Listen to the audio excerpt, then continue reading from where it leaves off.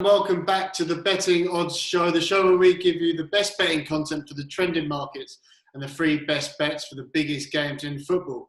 I'm joined by our punting pro, Anton. Anton, how you doing, mate? Yeah, not too bad, thanks, Charlie. Not so bad. Good man. We had a goal fest yesterday, like we predicted. What did you make of the game? Were Liverpool players still drunk? It was a funny one, wasn't it, really, Charlie? I thought City were superb at times. Look, Liverpool started the game quite well. They used that diagonal crossfield ball from Trent to Mane that looked a real threat at times with Ederson flying out of the area. But City were fantastic, and for large parts of the game, the intensity just wasn't there for Liverpool. And Sadio Mane in particular, he looked well off it last night. But yeah, off the back of that, having a look at the Premier League odds this morning, they've stayed relatively the same, and the bookies have got City as favourites. They're around evens in most places, and you've got Liverpool at about 6-4. I think the top price 13-8. With Betfair and Paddy Power, but they're unchanged pretty much after last night. And I don't think we can read too much into that next season. And for me, it's all about consistency. I know them two teams are the best two sides out there. It's about who can maintain that consistency through the season. But one thing I have noticed this morning, Charlie, and that is in the PFA Player of the Year market. And Kevin De Bruyne is shortening up in that market. At the start of play yesterday, we had Henderson as a 5-4 favourite, Mane second favourite at 2-1, and De Bruyne was 7-2. Forget that, De Bruyne's now favourite with most bookies. There's an article on bettingodds.com about it.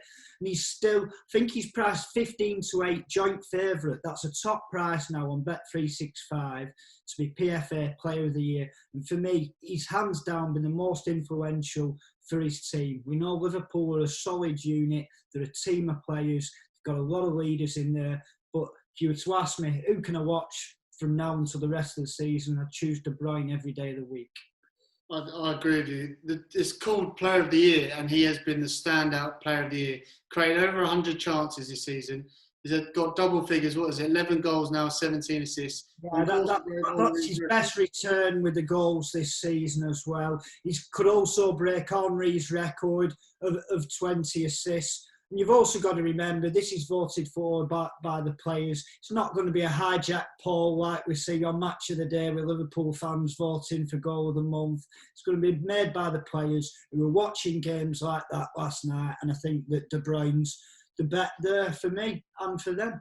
Yeah, and a great stat in your article about in the last 10 years, only two players that won the title also won Player of the Year. That was that Kante for Chelsea and Mahrez the year earlier. So, yeah. It's quite a funny one, that. You would have thought it'd be a lot more than 2 in 10, wouldn't you? Without a doubt. I mean, the one thing that I've seen with Liverpool now, they've been evens to break Man City's 100 points record. They need 14 points from available 18. And they've got Villa, Brighton, Burnley, Arsenal, Chelsea and Newcastle. Do you think they'll do it? It's a really tough one to call this. And if I were a Liverpool fan, I'd be a little annoyed with last night because I'd be wanting to go out and smash those records. Lay it down so it's there in the history books. Nobody can take it away.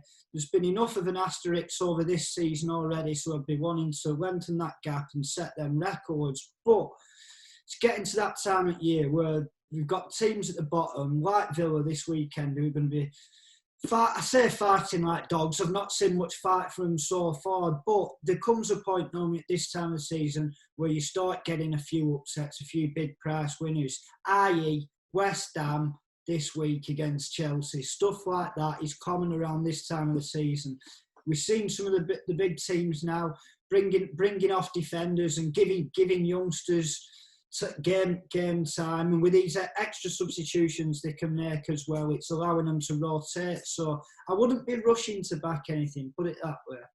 Yeah, I agree. Klopp looked a bit salty yesterday in that interview, so something's got his goat, but maybe that'll fire them up and maybe that 100 points will get broken. But before we go on to our tips for today for the Arsenal-Wolves game, How unlucky were we yesterday with the 3 tips? Yeah, I think it was just one of them nights on the betting front. As you say, we had Sterling and Mane both to have a shot on target. That was 2-1 when the market opened with our boost from Betfair. And that went off 6-4, which showed we did get a nice bit of value there. But as I said, Mane looked well off the pace last night. And then I had Trent to have 1 shot on target. He had a free kick that was going on target until Henderson put it wide. But yeah, just one of them nights, and we move on. Yeah, move on. We'll go again. We had 6 winners in the last week, which is pretty good going. So we're looking to get back to winning ways. So Anton, could you tell us your 3 tips for a decent game for Wolves versus Arsenal? Yeah, and I think, as we mentioned previously, Charlie, there's some teams now who don't have too much to play for. And as a betting perspective, I would be attacking some of the games like these ones, your Wolves, Chelsea, Leicester, Man United, where you know that they're really, really playing for something. But anyway, Wolves v Arsenal, Saturday tea time. My first bet I'm going for Wolves to win and under 4.5 goals, and that is 13-8 with Betfair. They've boosted that from 6-4. And Wolves are the only team who have won all 3 of the Premier League games since the restart. And I've been very impressed with them. I think they're a well-oiled machine at the moment. And one of the key angles with this one is that Arsenal have actually played twice since Wolves last did. Wolves played last Saturday lunchtime against Villa. They won 1-0. Arsenal played twice since then. They have won both of those. They won away at Sheffield United in the Cup, and then they beat Norwich 4-0 in midweek. And Arsenal's price shortened a bit after that. And for me, that's nonsense. And it's only boosting my bet here on Wolves. I saw some of the mistakes that Norwich made in that game. I thought they were woeful at times, and I wouldn't be reading too much into a 4-0 home win from Arsenal there. And also, Wolves very, very tight at the back. And the big reason for that, Charlie... I was going to ask you before you said it. That is Willy Bolly. You know, I'm a huge fan of this lad. And since he's come back from injury in February, they've now kept 7 clean sheets in the last 8. Great start. Him and Conor Cody really got something going on there at the back. And I'm fancying Wolves for this one. As I mentioned, I think fatigue may be a little factor here for Arsenal. And Wolves at home, I'm always happy to have them on side. 13-8 for them to win and under 4.5 goals in the match. That's the bet for me. Yeah, that sounds good. And Willy Bolly, there was a great interview that I sent you late last night. Him being very humble, saying he's not as good, but check that out. And that's on Amazon. But love that. Anyway, your second tip. My second one, Ruben Neves to have 1 shot on target. And Sky have boosted this one to 11-8 for us. And Neves, I'm a big fan of his. There's only Jimenez and Jota who are averaging more shots in the Wolves squad than Neves this season. We know a lot of them shots come from range. He's actually averaging 1.9 shots per game. And he's the free kick taker for Wolves at times. I think this is a big thing here with this one, because Arsenal have the worst disciplinary record in the league. They've got 68 yellows and 4 reds, and I see Wolves getting a few free kicks on the edge of the area, and Neves stepping up and sticking one of them on target. Having a look round at the prices elsewhere, Coral have got this one at evens, Sky are 11-10, so I'm happy to take the 11-8 from both Paddy Power and Betfair, that is, with that one. Ruben Neves, you know what I think about him. I don't think he's as good as the hype. I think Moutinho is a lot better player. And I've got a stat that I saw the other day that Bruno Fernandes has already had more shots on target in the Premier League than Ruben Neves this season, and he joined in January. But like I said, Ruben Neves, when he does have the opportunity from distance, he's pretty good. He does it against the big teams as well. So I'm happy to take the gamble. Yeah, so that's Neves 1 shot on target. And for my final one, you know I always like to give one at a bit of a bigger price for the optimists out there. And I've got 33-1 here for you, Charlie, with Betfair. And that's for Jimenez to score, Aubameyang to score, and Kieran Tierney to be carded. And Jimenez, 24 goals in all competitions this season. So impressed with him at times. See, I heard someone even compare him to Drogba the other day. I wouldn't go that far, but he has got shades of him at times. And I think he's had a superb season. Only needs 1 chance, that lad. Can be quiet all game. 1 chance. Traore coming on at end, sticking a cross in. there we go. Arsenal weak at the back at times. You've got a lot of injuries. Is a big one here as well. I think Nuno is fully fit. Arsenal have got Bernd Leno out, haven't they? Moore is out. Ozil's been out from Torreira, could come back for this one. But Jimenez to score is the first part of this 33-1. Aubameyang to score is the next bit. He went favourite for the Golden Boot this week after scoring 2 against Norwich. He's now 2-1 just to win the Golden Boot. He's one behind Vardy. He's a penalty taker for Arsenal, and I'm throwing him in here. Finally, Charlie, I've gone for Kieran Tierney to be booked. This name surprised me. What's you thinking? Well, he's actually been booked twice in only 7 starts for Arsenal this season. Obviously, we know he's had some massive injuries. He's been really unlucky on that front. But he's on the left side for Arsenal.